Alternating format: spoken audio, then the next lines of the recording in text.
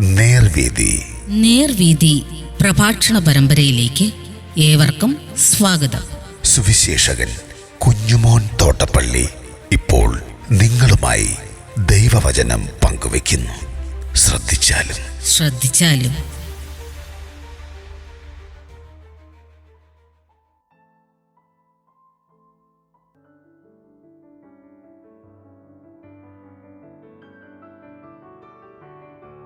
ഒരുമനപ്പെട്ടുള്ള പ്രാർത്ഥന. ദൈവനാമത്തിൽ മഹത്വമുണ്ടാകട്ടെ. അപ്പോസ്തലപ്രവൃത്തികളുടെ പുസ്തകം 1-ാം അധ്യായത്തിൻ്റെ 13-14 വാക്യങ്ങൾ ഞാൻ വായിക്കുന്നത് ശ്രദ്ധിച്ചാലും. അവർ യെരുശലേമിന് സമീപത്ത് ഒരു ശബത്ത് ദിവസത്തെ വഴി ദൂരമുള്ള ഒലിവുമല വിട്ട് യെരുശലേമിലേക്ക് മടങ്ങിപ്പോന്നു. അവിടെ എത്തിയപ്പോൾ അവർ പാർത്ത മാളിക മുറിയിൽ കയറിപ്പോയി.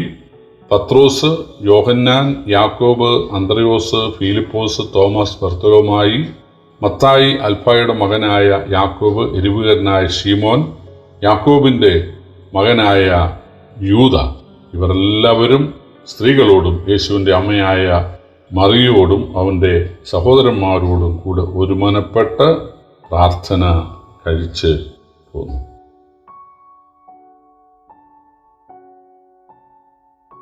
നമ്മുടെ കർത്താവിനെയും ശിഷ്യന്മാരെയും സ്വീകരിക്കുന്ന ധാരാളം വീടുകൾ യെരുശലേമിലുണ്ടായിരുന്നു. എല്ലാ പ്രദേശങ്ങളിൽ ഉള്ളതുപോലെ ഉള്ള വീടുകൾ ഇല്ല, എന്നാൽ അപൂർവം വീടുകൾ യേശുവിനെ സ്വീകരിക്കുന്നതായിട്ടുണ്ടായിരുന്നു. ഒരു ശീമോൻ്റെ വീടിനെ കുറിച്ച് നമുക്കറിയാം. അതുപോലെ യോഹന്നാൻ്റെ, മർക്കോസ് എന്ന യോഹന്നാൻ്റെ ആ വീടിനെ കുറിച്ച് നമുക്കറിയാം.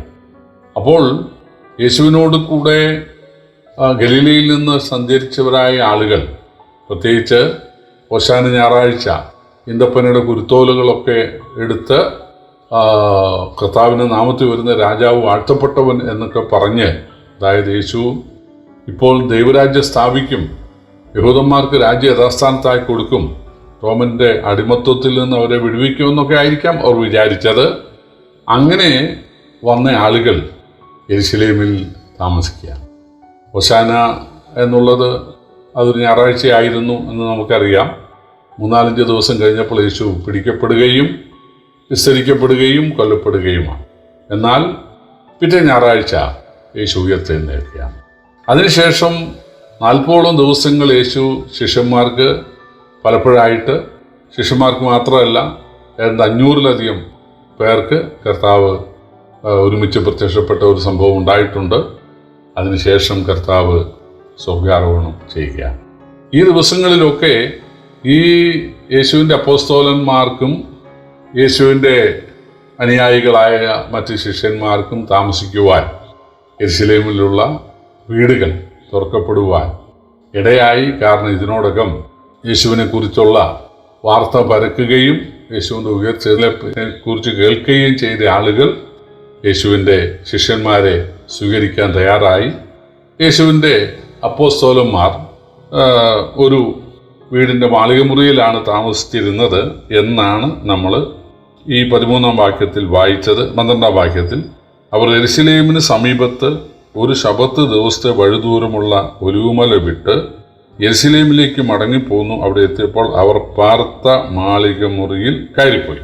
അപ്പോൾ 11 അപ്പോസ്തലന്മാരാണ് ആ മാളികമുറിയിൽ, യെരുശലേമിൻ്റെ മധ്യത്തിൽ, യെരുശലേം പട്ടണത്തിൻ്റെ മധ്യത്തിലുള്ള ഈ മാളികമുറിയിലേക്ക് വന്നത്. യേശുവിന് സ്വർഗ്ഗാരോഹണം കണ്ട ശേഷം ഒലിവുമലയിലുള്ള ബേഥാന്യ എന്ന സ്ഥലത്ത് നിന്ന് അവർ ഒരു ശബത്ത് ദിവസത്തെ വഴിദൂരം, അത് 1 കിലോമീറ്റർ താഴെയാണ്. അപ്പോൾ അത്രയും ദൂരമുള്ള യെരുശലേം പട്ടണത്തിലേക്ക് വന്ന് അവർ പാർത്ത മാളിക മുറിയിലേക്ക് അവർ കയറിപ്പോയി എന്നാണ് വായിക്കുന്നത്. പുരുഷന്മാർ അങ്ങനെ ചില വീട്ടിൽ താമസിക്കുന്നു. യേശുവിൻ്റെ അമ്മയെക്കുറിച്ച് നമുക്കറിയാം. യേശു മരിക്കുന്ന സമയത്ത് യോഹന്നാൻ അപ്പോസ്തലനോട് പറഞ്ഞു, ഇതാ നിൻ്റെ അമ്മ. മറിയാമിനോട് പറഞ്ഞു, ഇതാ നിൻ്റെ മകൻ. നമ്മൾ വായിക്കുന്നത് ആ ശിഷ്യൻ ആ ദിവസം മുതൽ മറിയാമിനെ തൻ്റെ വീട്ടിൽ കൈക്കൊണ്ടുവന്നാണ്. അപ്പോൾ യോഹന്നാൻ അപ്പോസ്തലന് ഗലീലയിൽ വീടുള്ളതുപോലെ അദ്ദേഹത്തിന് ഈ യെരുശലേമിലും ഒരു വീടുള്ളയാളാണ്. അപ്പോൾ ആ യെരുശലേമിലുള്ള വീട്ടിൽ യോഹന്നാൻ അപ്പോസ്തലൻ യേശുവിൻ്റെ അമ്മ മറിയാമിനെ സ്വീകരിച്ചു. മറിയാം താമസിക്കുന്നത്, അല്ലെങ്കിൽ മറിയാമിൻ്റെ മറ്റു മക്കളും ഇപ്പോൾ വിശ്വാസികളായിട്ടുണ്ട്, അവരും താമസിക്കുന്നത് ഒരുപക്ഷെ യോഹന്നാൻ്റെ വീട്ടിൽ ആയിരിക്കാം. എന്നാൽ ഇവര് ഒരുമനപ്പെട്ട് പ്രാർത്ഥിച്ചു പോന്നു എന്നാണ് വായിക്കുന്നത്. അത് യെരുശലേം ദേവാലയത്തിലായിരുന്നു എന്ന് ലൂക്കോസിന് സുവിശേഷം 24 അധ്യായത്തിൻ്റെ 50 മുതലുള്ള വാക്യങ്ങളിൽ എഴുതിയിട്ടുണ്ട്. ഞാൻ അത് ഒന്ന് വായിക്കുന്നത് ശ്രദ്ധിച്ചാലും, ലൂക്കോസിൻ്റെ സുവിശേഷം 24 അധ്യായത്തിൻ്റെ 50 മുതൽ. അനന്തരം അവൻ അവരെ വേദാന്യോളം കൂട്ടിക്കൊണ്ടുപോയി കൈ ഉയർത്തി അനുഗ്രഹിച്ചു. അവരെ അനുഗ്രഹിക്കയിൽ അവൻ അവരെ വിട്ടുപിരിഞ്ഞു സ്വർഗാരോഹണം ചെയ്തു. അവർ അവനെ നമസ്കരിച്ചു. മഹാസന്തോഷത്തോടെ യെരുശലേമിലേക്ക് മടങ്ങിച്ചെന്ന് എല്ലായ്പ്പോഴും ദേവാലയത്തിൽ നിന്ന് ദൈവത്തെ വാഴ്ത്തിപ്പോന്നു. അപ്പോൾ രാത്രി സമയങ്ങളിൽ പുരുഷന്മാർ ചില വീടുകളിലും സ്ത്രീകൾ വേറെ ചില വീടുകളിലും താമസിച്ചിരുന്നു. പകൽ സമയങ്ങളിൽ യെരുശലേം ദേവാലയത്തിൻ്റെ നാടകശാല എന്നൊക്കെ പറയുന്ന ശലോമോൻ്റെ മണ്ഡപത്തിൽ, അവിടെ വിസ്തൃതമായ സ്ഥലമായതുകൊണ്ട് അവിടെ പല ഭാഷക്കാരായ ആളുകൾ, പല രാജ്യത്തു നിന്നുള്ള ആളുകൾ, പെരുന്നാൾ സമയത്ത് ലക്ഷക്കണക്കിന് ആളുകൾ ഉണ്ടാകും, അല്ലാത്ത സമയങ്ങളിലും അവിടെ ആളുകൾ ഉണ്ടാകും. അപ്പോൾ ഗലീലക്കാരായ ആ ദേവാലയത്തിൻ്റെ ഒരു ഭാഗത്ത് ഒരുമിച്ച് കൂടി പ്രാർത്ഥന കഴിച്ചു പോന്നു എന്നാണ് നമ്മളിവിടെ വായിക്കുന്നത്. ഒരുമനപ്പെട്ട് പ്രാർത്ഥന കഴിച്ചു പോകുന്നു. ഇവിടെ യേശുവിൻ്റെ അമ്മ തീർച്ചയായിട്ടും ആ പ്രാർത്ഥനയിൽ ഉണ്ടെന്ന് ഇവിടെ എഴുതിയിട്ടുണ്ട്. ഈ ശിഷ്യന്മാർ യേശുവിൻ്റെ അമ്മയോടല്ല പ്രാർത്ഥിക്കുന്നത്. അങ്ങനെ യേശുവിൻ്റെ അമ്മയോട് പ്രാർത്ഥിക്കുന്ന ആളുകളുണ്ട്. ഇവിടെ അവർ യേശുവിൻ്റെ അമ്മയോട് പ്രാർത്ഥിച്ചു എന്നല്ല, അമ്മയുൾപ്പെടെ ദൈവത്തോട് പ്രാർത്ഥിക്കുക. വളരെ ശ്രദ്ധയോടെ, ഏകാഗ്രതയോടെ, ഒരുമനപ്പെട്ട് അവർ പ്രാർത്ഥിക്കുകയാണ്.